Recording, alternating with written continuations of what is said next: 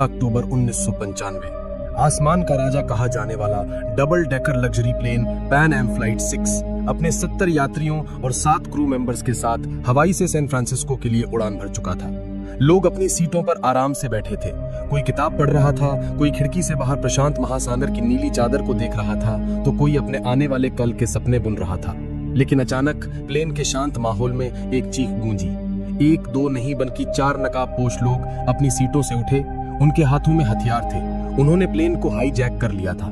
यात्रियों की सांसें थम गईं। बच्चों का रोना और बड़ों की घबराहट से पूरा प्लेन गूंज उठा। ये खबर जैसे ही एटीसी तक पहुंची, धरती पर हड़कंप मच गया। रेस्क्यू मिशन की तैयारियां शुरू हो गईं, लेकिन इससे पहले कि कोई कुछ समझ पाता, ठीक 5 मिनट बाद पैन एम फ्लाइट 6 रडार से हमेशा के लिए गायब हो गई। इसके पीछे का कारण, पहला तो हाईजैकर्स ने प्लेन का लोकेशन सिस्टम बंद कर दिया था, पर असली खतरा तो कुछ और ही था। एक ऐसा खतरा जिसे इंसान कंट्रोल नहीं कर सकता। प्लेन सीधा प्रशांत महासागर के सबसे बड़े और खतरनाक तूफान टाइफून के मुंह में जा चुका था। भयानक हवाएं प्लेन को किसी खिलौने की तरह उछाल रही थीं। पायलट अपनी पूरी ताकत से प्लेन को बचाने की कोशिश कर रहा था, पर अगले 2 घंटे तक प्लेन का कंट्रोल प्रकृति के हाथों में था। और 2 घंटों के इस जानलेवा संघर्ष के बाद प्लेन का एक इंजन फेल हो गया और इसके थोड़ी देर बाद दूसरा इंजन भी फेल हो गया। प्लेन आग के गोले की तरह सीधा समुद्र की ओर गिरने लगा। प्लेन समुद्र की सतह से टकराने ही वाला था कि कुछ लोगों ने हिम्मत दिखाई और हाईजैकरों को मार गिरा दिया और टूटे हुए दरवाजे से ठंडे और अनजान समुद्र में छलांग लगा दी। प्लेन एक भयानक धमाके के साथ पानी में समा गया, लेकिन 60 लोग किसी तरह बच गए थे। उनके चारों तरफ मीलों तक सिर्फ और सिर्फ प्रशांत महासागर की डरावनी लहरें थीं। किस्मत से जहां प्लेन क्रैश हुआ था, उससे बस 100 मीटर की दूरी पर एक चट्टान समुद्र से बाहर निकली हुई थी। सबने अपनी बची कुची ताकत लगाकर उस चट्टान पर पनाह ली। भीगे हुए, कांपते हुए, डरे हुए वे 60 लोग उस छोटी सी चट्टान पर एक दूसरे से लिपटे हुए थे। उनके पास न तो कोई फोन था, न कोई सिग्नल, न कोई उम्मीद। प्लेन का मलबा भी गहरे पानी में डूब चुका था। तभी एक पैसेंजर को याद आया कि उसके बैग में एक दूरबीन थी जो किसी तरह उसके साथ बच गई थी। उसने कांपते हाथों से दूरबीन उठाई और चारों तरफ देखने लगा, और तभी उसे एक उम्मीद की किरण दिखी। लगभग आधा किलोमीटर दूर धुंध में लिपटा एक छोटा सा द्वीप। वो चिल्लाया, आइलैंड, वहां एक आइलैंड है। जो लोग तैरना जानते थे, उन्होंने एक पल भी नहीं गवाया। उन्होंने मौत के इस महासागर में फिर से छलांग लगा दी। नीचे खतरनाक शार्क थीं, ऊपर ऊंची ऊंची लहरें, लेकिन जीने की इच्छा इन सबसे बड़ी थी। घंटों की मशक्कत के बाद सिर्फ 15-20 लोग ही उस द्वीप के रेतीले किनारे तक पहुंच पाए, बुरी तरह थके हुए लेकिन जिंदा। द्वीप पर पहुंचे लोगों ने एक पल भी आराम नहीं किया। उन्हें पता था कि चट्टान पर फंसे बाकी लोगों को यहाँ लाना होगा, वरना वे लहरों या भूख प्यास से मर जाएंगे। उन्होंने द्वीप पर पड़ी सूखी लकड़ियों और बेलों को इकट्ठा किया और किसी तरह एक काम चलाऊ बेड़ा बनाया। उस टूटे फूटे बेड़े को लेकर वे दोबारा उस जानलेवा समंदर में उतर गए। एक एक करके कई चक्कर लगाकर उन्होंने चट्टान पर फंसे हर इंसान को द्वीप पर पहुंचाया। जब सारे 60 लोग उस अनजान जमीन पर इकट्ठा हुए, तब जाकर उन्हें अपनी असली हालत का एहसास हुआ। ये कोई जन्नत नहीं थी, ये एक सुनसान वीरान द्वीप था। कुछ नारियल के पेड़, थोड़ी बहुत जंगली झाड़ियां और चारों तरफ सिर्फ रेत। न खाने का कोई इंतजाम, न पीने के पानी का कोई स्रोत। निराशा के बादल उन पर छा गए। कुछ लोग घुटनों के बल बैठकर रोने लगे, कुछ अपने परिवार को याद करके चिल्लाने लगे, तो कुछ बस सिर पकड़कर बैठ गए। यकीन नहीं कर पा रहे थे कि वे वाकई जिंदा हैं या ये कोई भयानक सपना है। इसी हताशा के बीच एक स्कूल टीचर मिस्टर डेविड आगे आए। उन्होंने बुलंद आवाज में कहा, दोस्तों, अगर हम घबरा गए तो हम सब मारे जाएंगे। हमें जीना है, एक दूसरे के लिए जीना है। उनकी आवाज में एक भरोसा था जिसने टूटे हुए लोगों में एक नई उम्मीद जगाई। सब संगठित हुए और घायलों की देखभाल शुरू की गई। अब सबसे बड़ी चुनौती थी भूख और प्यास। एक नौजवान माइकल हिम्मत करके नारियल के एक ऊंचे पेड़ पर चढ़ गया और कुछ नारियल तोड़कर लाया। वो कुछ नारियल 60 लोगों के लिए कुछ भी नहीं थे, लेकिन वो सिर्फ नारियल नहीं थे, वो उम्मीद की पहली खुराक थे। लोगों ने बारिश के पानी को चट्टानों के गड्ढों में इकट्ठा करना शुरू किया और उसे पीना शुरू किया। मिस्टर डेविड ने सबको छोटी छोटी टीमों में बांट दिया। एक टीम को द्वीप पर खाने लायक फल या जड़ें खोजने का काम मिला, तो दूसरी टीम को शेल्टर बनाने का। सबसे मुश्किल काम था मछली पकड़ने का। कुछ नौजवानों ने पेड़ों की नुकीली डालियों से भाले बनाए और घंटों समंदर के किनारे खड़े रहकर मछली पकड़ने की कोशिश करने लगे। कई नाकाम कोशिशों के बाद आखिरकार उन्होंने एक छोटी सी मछली पकड़ ही ली। उस दिन जब उस मछली को आग पर पकाया गया, तो उसकी खुशबू किसी दावत से कम नहीं थी। सबने उसका एक एक छोटा टुकड़ा खाया। वो सिर्फ एक मछली का टुकड़ा नहीं था, वो उनकी पहली जीत थी। उस पल ने उन्हें सिखाया कि अब यही उनकी जिंदगी है, जहां हर चीज को बांटकर जीना होगा। दोस्तों, कहानी में आगे क्या हुआ ये जानने से पहले एक छोटी सी रिक्वेस्ट। अगर आपको ये सच्ची घटना दिल को छू रही है तो प्लीज इस वीडियो को एक लाइक कर दीजिए और चैनल को सब्सक्राइब करना मत भूलिएगा। आपका एक सब्सक्राइब हमें ऐसी ही और कहानियां आप तक लाने की हिम्मत देता है। दिन हफ्तों में और हफ्ते महीनों में बदलने लगे। अब उन्हें समझ आ गया था कि मदद शायद कभी नहीं आएगी, उन्हें यहीं जीना होगा।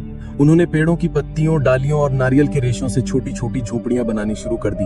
पहली बारिश में ही उनकी सारी मेहनत पर पानी फिर गया, झोपड़ियां लीक करने लगी, लेकिन उन्होंने हार नहीं मानी और ज्यादा मजबूती से शेल्टर बनाए। जरूरत ने उन्हें वो सब कुछ सिखा दिया जो उन्होंने कभी सोचा भी नहीं था।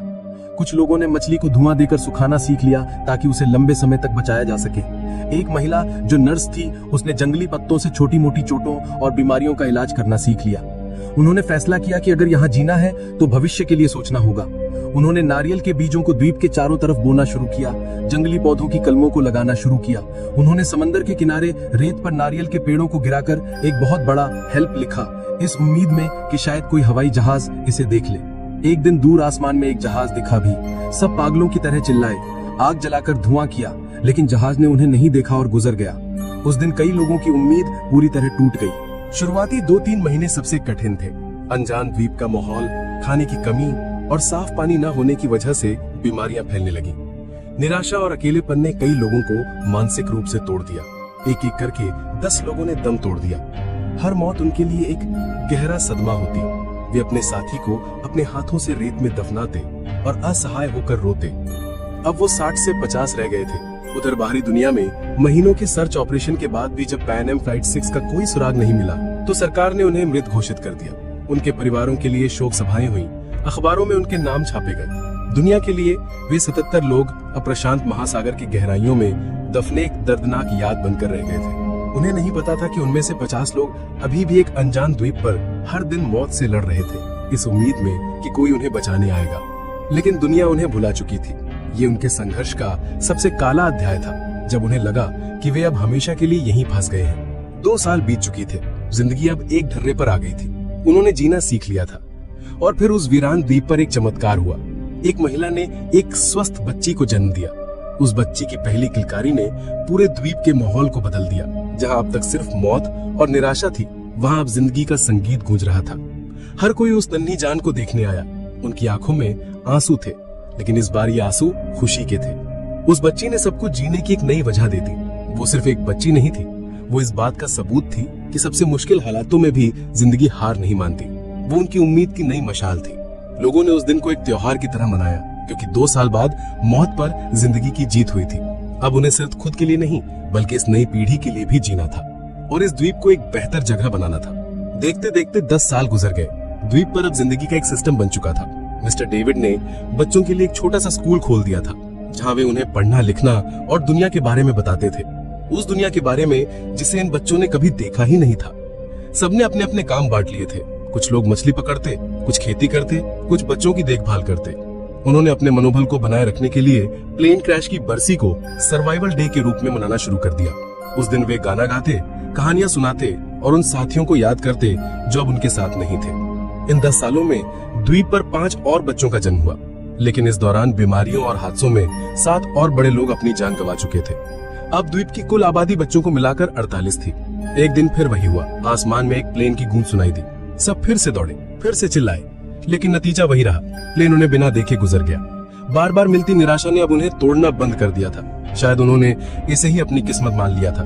पूरे 13 साल बीत चुके थे। जो बच्चे द्वीप पर पैदा हुए थे वे अब किशोर हो चुके थे। उनके लिए यही दुनिया थी, यही घर था। जो बड़े थे वे अब बूढ़े हो चले थे। उनके चेहरे पर संघर्ष की लकीरें साफ दिखती थीं। फिर एक सुबह एक ऐसी आवाज सुनाई दी जिन्होंने 13 सालों में नहीं सुनी थी। एक बड़े जहाज के हॉर्न की आवाज। पहले तो उन्हें यकीन ही नहीं हुआ। उन्हें लगा कि ये भी उनका कोई वहम है। लेकिन जब आवाज दोबारा आई तो सब पागलों की तरह समंदर के किनारे की ओर भागे। उन्होंने अपनी पूरी ताकत से आग जलाई, चिल्लाए, हाथ हिलाए। उनकी आंखों में एक आखिरी उम्मीद की चमक थी। और इस बार चमत्कार हुआ। जहाज ने उन्हें देख लिया था।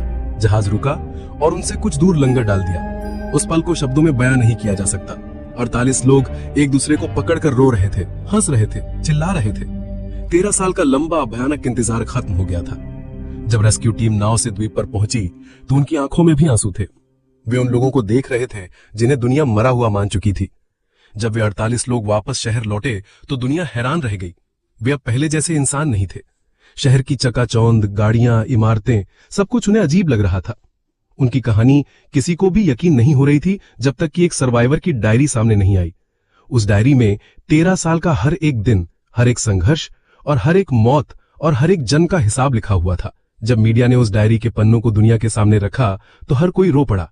ये इंसान के हौसले, हिम्मत और जीने की जिद की एक अविश्वसनीय दास्तां थी। इस सच्ची घटना पर बाद में एक किताब भी लिखी गई जिसका नाम था the lost survivors of flight 6, 13 years on the island.